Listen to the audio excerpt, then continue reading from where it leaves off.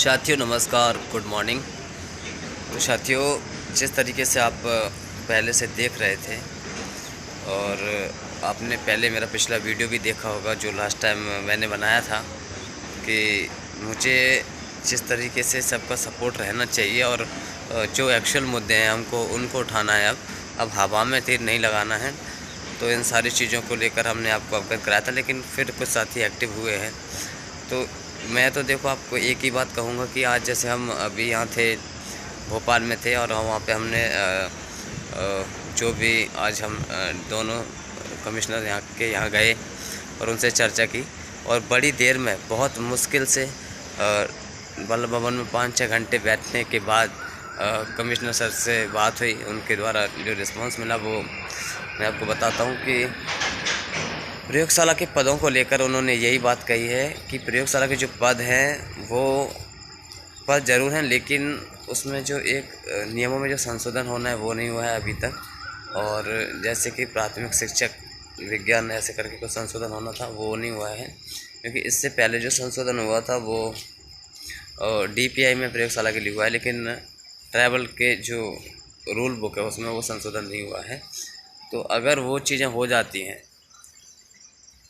तो फिर ये है कि प्रयोगशाला की भर्ती हो सकती है, अन्यथा नहीं होगी, क्योंकि उसके संशोधन के लिए जैसे कि विभाग ने JAD को, सामान्य प्रशासन विभाग को कई बार कहा भी है कि इनमें संशोधन करके इसमें भी जो प्रयोगशाला शिक्षक के पदों को मान्यता दी जाए। मतलब प्रयोगशाला जो जैसे प्राथमिक शिक्षक साइंस, इस तरीके से उसमें एक जो शब्द जुड़ना था वो जुड़ जाए।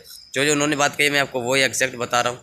तो ये प्रोसेस है और ये आपको पता है कि बिना संघर्ष के पॉसिबल नहीं है, और जो कि अपन करेंगे तभी जाके हो पाएगी। और दूसरी बात है कि इस समय जो अपने OBC के अभ्यर्थी जिनके नियुक्ति पत्र रुके हैं वो भी एक्चुअल बहुत बड़ा मुद्दा है, और उसमें भी सरकार JAD के ऑर्डर में संशोधन करे या फिर पद बढ़ाए तो वो चीज़ें एक्चुअल हैं। अगर कोई कहे कि आप सिर्फ पद वृद्धि का उठाओ तो ये चीज़ें क्लियर हो जाए तो वो पॉसिबल नहीं, मैंने कई बार कहा है। तो आपको वो मुद्दा उठाना है जिससे सारी चीज़ें क्लियर हो सकती है। तो साथियों, मेरा तो कहने का मतलब यही है कि आप अभी जो मुद्दा है वो एक्चुअल मुद्दा है कि OBC के अभ्यर्थियों को नियुक्ति देना, जिसमें सरकार पद बढ़ाए कुछ भी करे, और साथ में फर्जी दिव्यांग जिनको अभी तक जो नियुक्ति पत्र है वो नहीं मिले हैं, जो फर्जी वाले हट के जो व्यक्तिगत जो सही तरीके के दिव्यांग हैं उनको नियुक्ति मिले, तो ये वास्तविक मुद्दे हैं, इनके द्वारा कुछ क्लियर हो सकता है।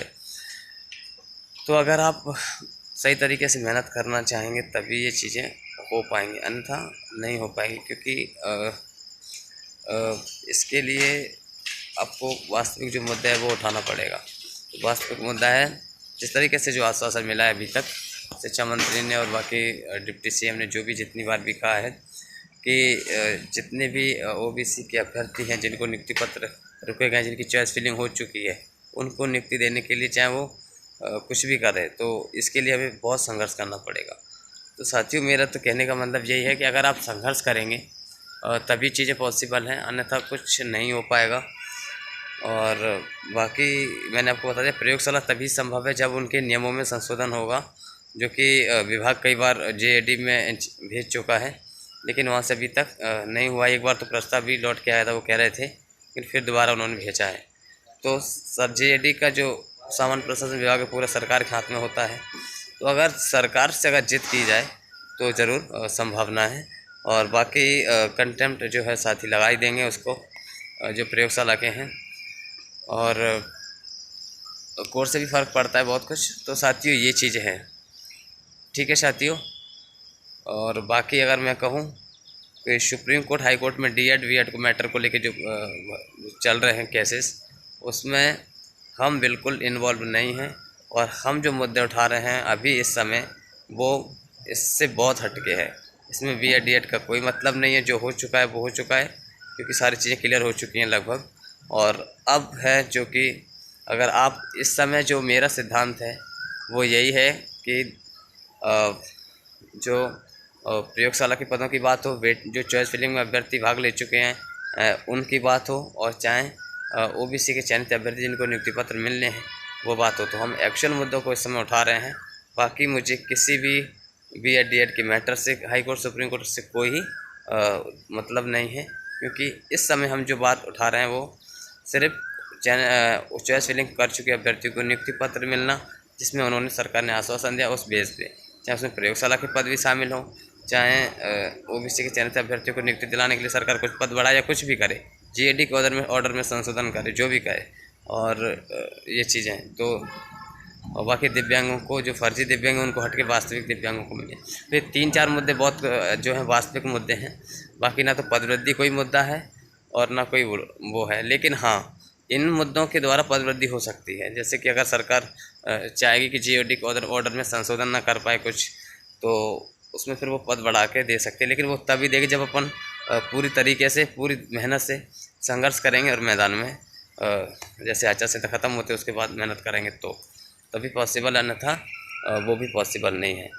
ठीक है साथियों, आपने सब समझ लिया होगा मेरा इरादा। बिल्कुल इस समय हमारा जो फोकस है वो इस चीज़ पे है कि जिनकी चॉइस फिलिंग हो चुकी है उनको नियुक्ति दिलाने के लिए अपन संघर्ष करेंगे। उसके लिए सरकार पदवृद्धि करे या कुछ भी करे, या जीएडी के ऑर्डर में संशोधन करे या कुछ भी करे। तो ये जो वास्तविक मुद्दे हैं वो उठाने की कोशिश कर रहे हैं। ठीक है साथियों, बाकी एक जुनून ही है बस, और एक रहता है कि यार मतलब किसी भी कंडीशन हमने यहाँ तक पहुँच गए हैं तो जॉइनिंग मिल ही जाए, तो इसके लिए संघर्ष कर रहे हैं। बाकी सभी को साथ देने की ज़रूरत है, अगर सभी साथ देंगे तो ज़रूर संभावना है, अन्यथा कुछ भी पॉसिबल नहीं है। ठीक है साथियों, बाकी मैंने आपको सब कुछ क्लियर कर दिया है। धन्यवाद।